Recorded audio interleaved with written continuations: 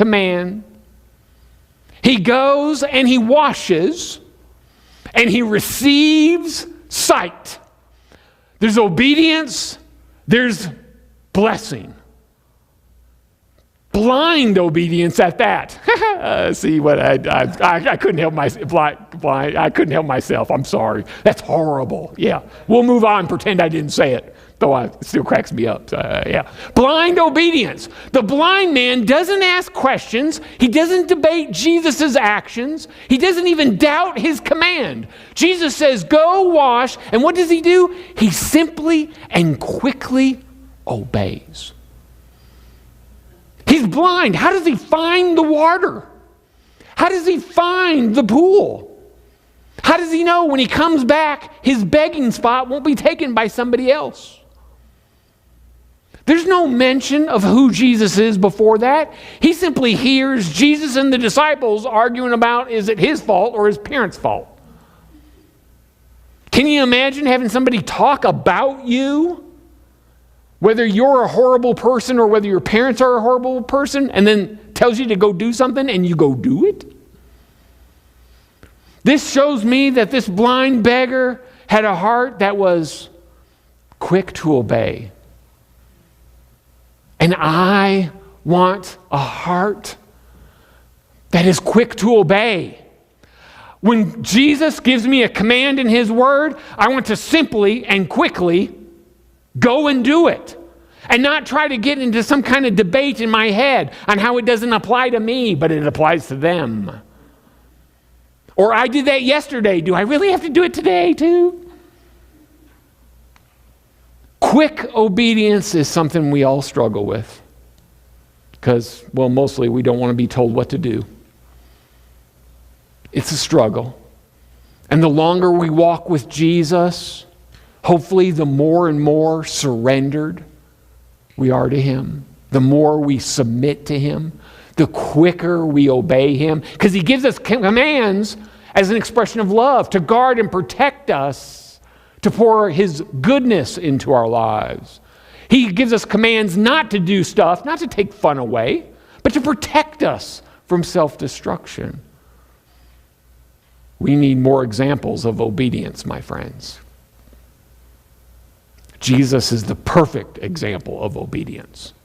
He obeyed in every way. Let's be Jesus-like. But let me give us 4 more examples of obedience. 4 more Bible examples of obedience, my friends. How about Genesis chapter 6? Jonah. Jonah builds the ark. It's not really a boat because it doesn't have a rudder. It's a barge, right, with no tugboat. Noah. Oh, did I say Jonah?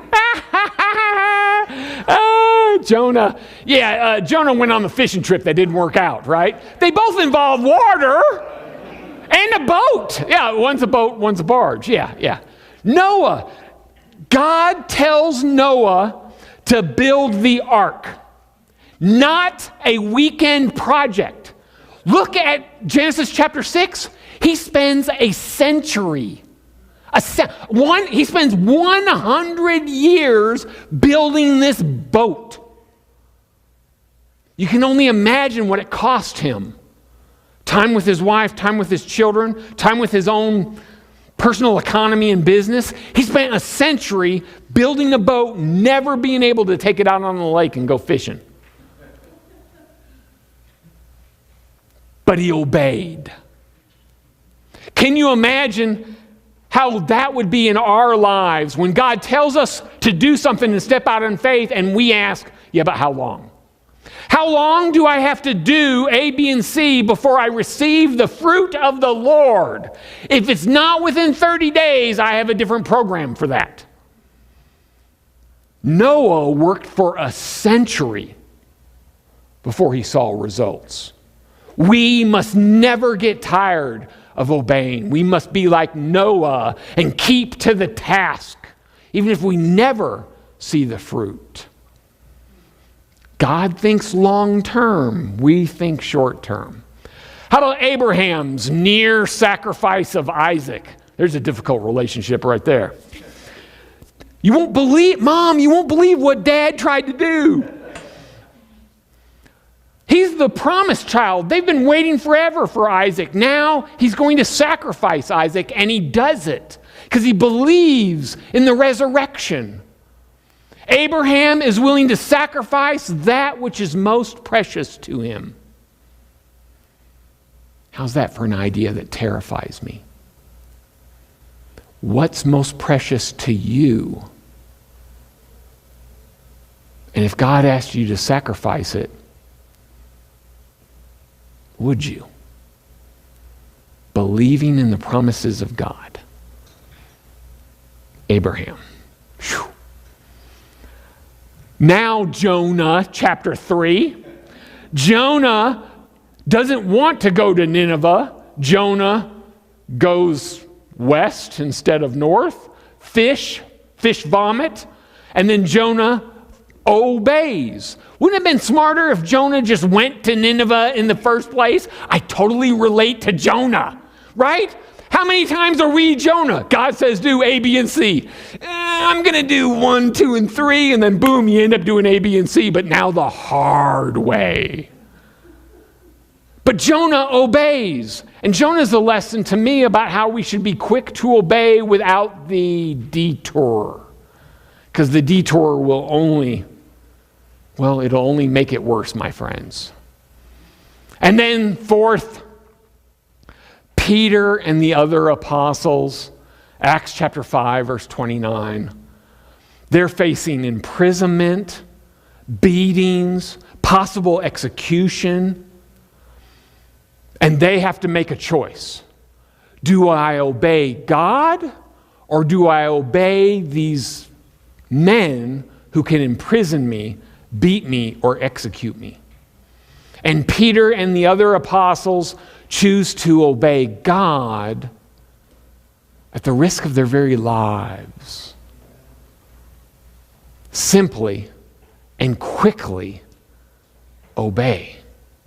We must, my friends, simply and quickly obey. And we know, right? We know we don't do it. We have more in common with the rebels against God than we have with the obedient children of God. We'd like to be the obedient children until the opportunity is given to us.